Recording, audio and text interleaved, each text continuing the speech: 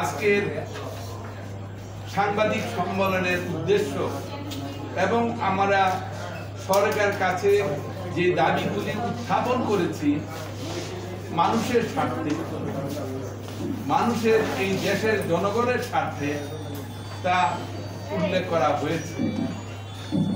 আমি শেষ বক্তা হিসাবে, সভাপতি হিসাবে সাধারণত সবার সমাপ্তি ঘোষণাটাই সাধারণত আমার প্রধান কাজ থাকে।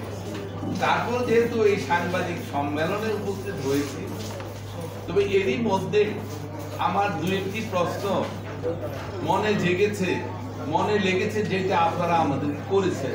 কি জাতীয় মানবাধিকার কমিশন এবং বাংলাদেশ মানব অধিকার কমিশনের সাথে এই যে ক্ল্যাশ, এই যে রেষারেষি, এটা কেন, কোথেকে উৎপন্ন?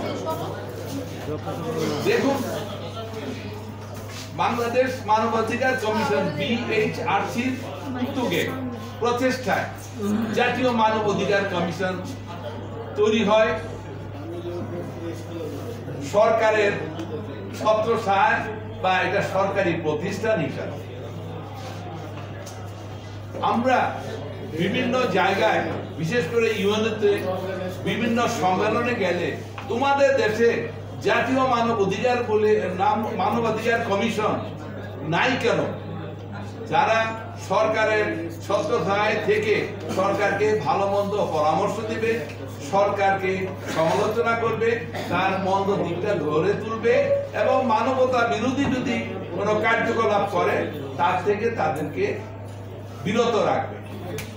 কিন্তু আমরা বাংলাদেশ মানবাধিকার কমিশন, এটা সরকারি নয়, বেসরকারি প্রতিষ্ঠান এবং এটা কোনো লাভজনক প্রতিষ্ঠান নয়, কোনো রাজনৈতিক প্রতিষ্ঠান নয়। এটা সবার জন্য সমান এবং অরাজনৈতিক সকল জনসাধারণের স্বার্থে, মানব অধিকার সংরক্ষণের স্বার্থে এই প্রতিষ্ঠান।